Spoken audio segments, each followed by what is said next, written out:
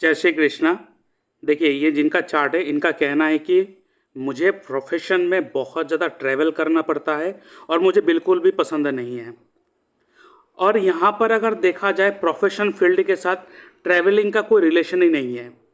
अगर यहाँ पे देखा जाए नाइन्थ हाउस लॉर्ड के साथ या नाइन्थ हाउस के साथ, यहाँ पे किसी एंगल से थर्ड हाउस या नाइन्थ हाउस का कनेक्शन नहीं है जहाँ पे वो ट्रैवल करवा देगा आपको। बेसिकली प्रोफेशन के कारण बहुत ज़्यादा अगर ट्रैवल हो रहा है तो वो थर्ड हाउस से देखा जाता है, क्योंकि थर्ड हाउस बहुत ज़्यादा छोटा मोटा यात्रा करवा देते हैं। बट यहाँ पे जो मैं आज टेक्निक के ऊपर बात करने वाला हूँ, ये बहुत ही इंपॉर्टेंट टेक्निक है। बहुत जगह पे आपने सुना नहीं होगा, ठीक है। और अगर ये जो टेक्निक है ये बहुत ही इम्पॉर्टेंट होता है। ये टेक्निक दशा महादशा अंतर्दशा में बहुत काम करता है। ऐसे ही चीज़ों के ऊपर कुछ दिन पहले मैंने एक वीडियो के ऊपर डिस्कस करा था, और कोई है बेफिजूल का कमेंट कर देता है कि ऐसा कुछ नहीं होता है, आपको कुछ नहीं पता है। जी हाँ, मैं मानता हूँ मुझे कुछ नहीं पता है।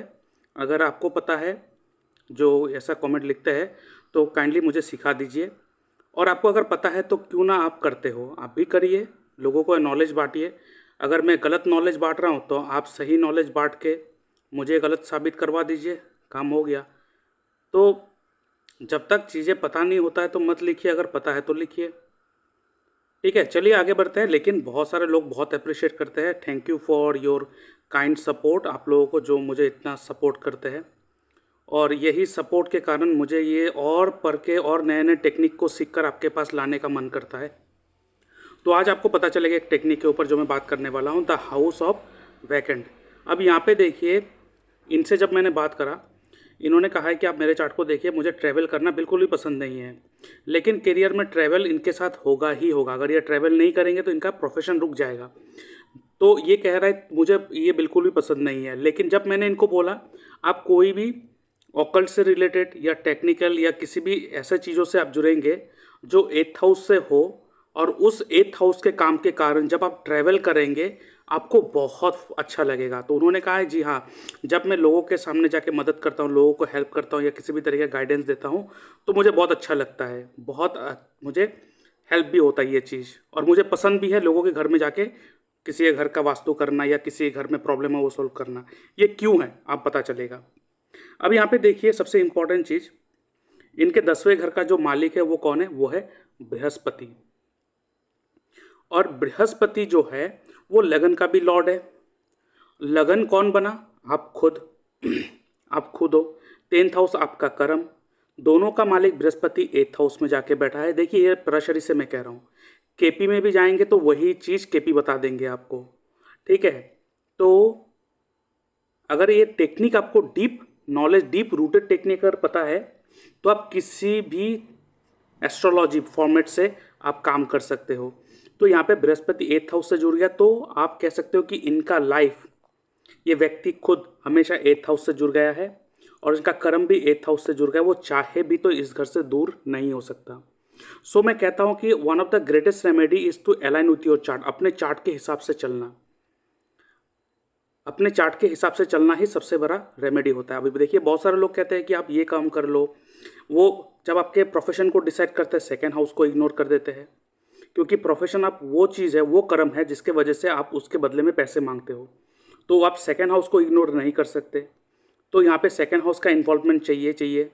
अब सेकेंड हाउस का इन्वॉल्वमेंट जब चाहिए, हमें सेकेंड हाउस को एनालाइज करना पड़ेगा। तो इसमें क्या होता है कि हमेशा याद रखिएगा, हर एक ग्रह के साथ कोई ना कोई ऐसे ग्रह या तो कोई ना कोई ऐसा हाउस होता है जो पीछे से उनको सपोर्ट करता है। और वो जो सपोर्टिंग हाउस है, या पीछे से जो ग्रह है, जो एक बैकग्राउंड से खड़ा होकर जो आपको धक्का दे रहा है, जो केपी में हम लोग कहते हैं सब लॉर्ड, जो पीछे छुपा रहता है और पीछे से वो अपना काम करते रहते हैं, सब लॉर्ड। ऐसे भी पराशरी चीज़ में भी यही चीज़ होता है, जो पीछे से बैठ के वो काम करते रहता है। अब यहाँ पे देखिए, आप कह सकते हो इनका प्रोफेशन और इनका लाइफ 8th हाउस से जुड़ गया, वो कभी नहीं दूर जा सकता है। अब इनके साथ चंद्रमा जुड़ गया है, तो चंद्रमा क्या है, इमोशन का कारक। चंद्रमा क्या है, मन का कारक। तो इनके प्रोफेशनल फील्ड और इनके लाइफ में चंद्रमा बहुत एक अहम रोल प्ले करेगा। इनसे वो चाहे भी तो दूर नहीं जा पाएगा। और क्योंकि चंद्रमा फिफ्थ हाउस का लॉर्ड है तो फिफ्थ हाउस यहाँ पे इन्वॉल्व हो चुका है। फिफ्थ हाउस क्या है? सॉल्यूशन, गाइडेंस देना। इसलिए कहते हैं कि जब मैं लोगों के जाके सॉल्यूशन देता हूँ, गाइडेंस देता हूँ, मुझे बहुत अच्छा लगता है। लेकिन अभी जो मैं प्रोफेशन में हूँ उसके कारण मुझे बहुत ट्रैवल करना पड़ता है, मुझे बिल्कुल भी पसंद नहीं है। क्यों? क्योंकि वो प्रोफेशन जो है वो आपके फिफ्थ हाउस से जुड़ा हुआ नहीं है, एट्थ हाउस से जुड़ा हुआ नहीं है। तो आप जो काम करोगे अगर वो आपके कुंडली के हिसाब से नहीं होगा, आपको प्रॉब्लम देगा। आप पैसे मांग रहे हो, अगर वो आपके कुंडली के हिसाब से अलाइन नहीं है तो पैसा नहीं आएगा आपके लाइफ में। सिर्फ लोग क्या करते हैं कि अगर पैसा देखना है तो डायरेक्ट सेकंड हाउस में देखते हैं। उस सेकंड हाउस लॉर्ड के साथ सपोर्टिंग हाउस, सपोर्टिंग लॉर्ड कौन सा है वो नहीं देखते हैं। फिफ्थ हाउस संतान का है, कहते हैं मेरे संतान नहीं हो रहा, वो नहीं देखते कि संतान के लिए उसको सपोर्टिंग हाउस कौन सा, सपोर्टिंग प्लेनेट कौन सा है, वो नहीं देखते हैं। तो यहाँ पे आज एक टेक्निक की बात करेंगे, आपको पता चलेगा। तो आपने देखा इनडायरेक्टली कैसे फिफ्थ हाउस ऐड हो चुका है इस कुंडली में कर्म के साथ। तो यहाँ पे फिफ्थ हाउस को कोई नहीं देखता। लोग क्या करता, टेंथ हाउस को देख के सिर्फ टेंथ हाउस का लॉर्ड किसके साथ बैठा बस वो एनालाइज कर देता। अब यहाँ पे क्या है कि जब एक ग्रह किसी भी राशि में बैठते हैं, जब एक ग्रह किसी भी राशि में बैठते हैं और उस राशि का दूसरा भी अगर राशि हो, जैसे कि अब यहाँ पे बृहस्पति तुला राशि में बैठा हुआ है। तुला राशि शुक्र का होता है, शुक्र का अपना भी और एक दूसरा राशि होता है। आप देख सकते हो वो थर्ड हाउस में है और वो खाली है, इसे कहते हैं वैकेंट हाउस। केपी में हम लोग क्या कहते हैं, हाउस ऑफ इंडिपेंडेंट। और जो वैकेंट हाउस होता है वो बहुत पावरफुल हो जाते हैं। तो यहाँ पर जब एक ग्रह किसी राशि में बैठता है और उस राशि का दूसरा राशि खाली हो, वो राशि जिस घर में बैठता है उस घर का भी रिजल्ट दे देते हैं।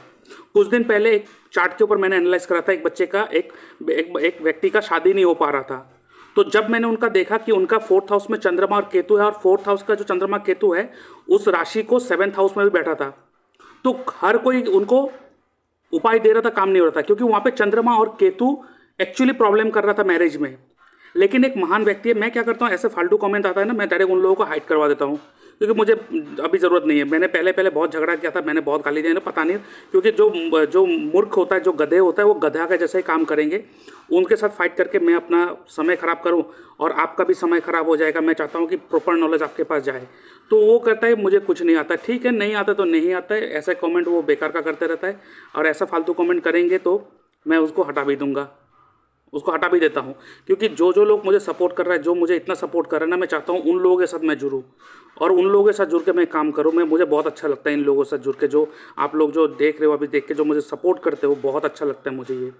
और यही चीज़ें एक्चुअली मैंने लाइफ में जो प्रॉब्लम फेस करके आज उठ के आया हूँ, और उठ के आने के बाद मैंने डायरेक्ट इसी फील्ड में आया हूँ, डायरेक्ट ऑनलाइन में आने के बाद मुझे जो सपोर्ट मिला है, मुझे उस प्रॉब्लम से बाहर निकलने में बहुत मदद मिला है। आप लोगों से बहुत मदद मिला है उस प्रॉब्लम से। जब मैं बाहर आया हूँ, एक ही है आप लोग। तो इसलिए चाहता हूँ, इनमें कुछ होते हैं जो बहुत चीज़ें ख़राब कर देते हैं, ख़राब में मैं चाहता हूँ इन लोगों से थोड़ा दूरी बना के रखूँ। इसलिए मैं इन लोगों को डायरेक्ट, अब मैंने अकाउंट से कमेंट करते डायरेक्ट हाइड ही करता हूँ, उनको ब्लॉक ही कर देता हूँ। बट आप लोग जो देख रहे हो, सपोर्ट कर रहे हो, बहुत बहुत धन्यवाद, बहुत बहुत धन्यवाद। तो आते हैं इसके ऊपर। तो आप देखिए यहाँ पे बृहस्पति जो है जिस राशि में बैठा हुआ है, और ये बृहस्पति, आप फिफ्थ हाउस देखिए, फिफ्थ हाउस माइंड भी होता है। अब माइंड कहाँ पे आ गया? एट्थ हाउस में। अब यहाँ पे देखिए बृहस्पति और चंद्रमा शुक्र के राशि में है, और शुक्र के दूसरा राशि जो है वो थर्ड हाउस में बैठा हुआ है और वो खाली है। अब ये दो जो ग्रह है ये थर्ड हाउस का भी रिजल्ट दे देगा।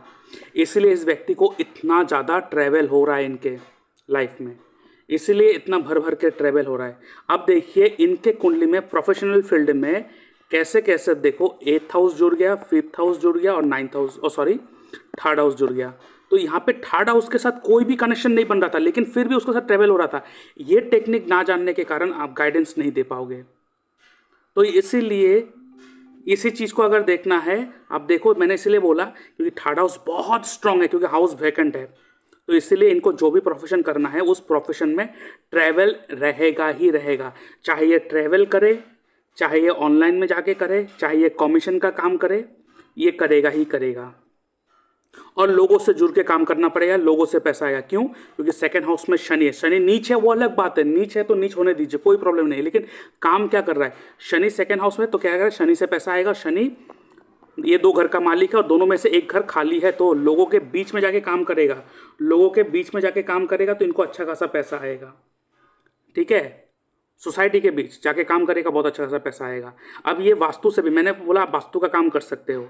तो इन्होंने बोला है कि मैं वास्तु का काम करके लोगों के घर में जाके काम करने में मुझे बहुत अच्छा लगता है। अब यहाँ पे वास्तु का कोई एंगल नहीं आ रहा है, मंगल का कोई टच नहीं है, बट मैं कहता हूँ एक चीज़ याद रखिएगा, वास्तु जो है मंगल का नहीं है। अगर कोई मंगल कह रहा है वो गलत कह रहा है। मंगल जो है भूमि का कारक है, ठीक है, लैंड का कारक है, प्रॉपर्टी का कारक है। बट वास्तु जो है वो साइंस ऑफ कंस्ट्रक्शन, वो कंस्ट्रक्शन करने का एक साइंस है, और कंस्ट्रक्शन जो होता है वो शनि के पास आता है। तो यहाँ पे इनको वास्तु का करना, और वास्तु को लोगों के बीच में जाके करना पड़ेगा, और वो एक तरीके का कंसल्टेशन हो गया, सोल्यूशन प्रोवाइड करना हो गया, और वास्तु के कारण इनको ट्रैवल भी बहुत करना पड़ेगा। तो 8th हाउस हो गया ऑकल्ट, तो ये एस्ट्रोलॉजी एस्ट्रो वास्तु से भी जुड़ कर सकता है। यानी कि ये व्यक्ति अगर 8th house 5th house and 3rd house से जुड़ के काम करे, और जहाँ पे वो शनि का एट्रीब्यूट और 11th हाउस को ले ले, काम हो जाएगा, पैसा आना स्टार्ट हो जाएगा। ये जो टेक्निक है जो मैं आपको बताया, आप यूज़ करके देखना, आपको इतना ना प्रोमिनेंट रिजल्ट आएगा। बट हाँ, इनका सारा का सारा वेरिफिकेशन जो है वो नवांशा चार्ट से करना पड़ेगा।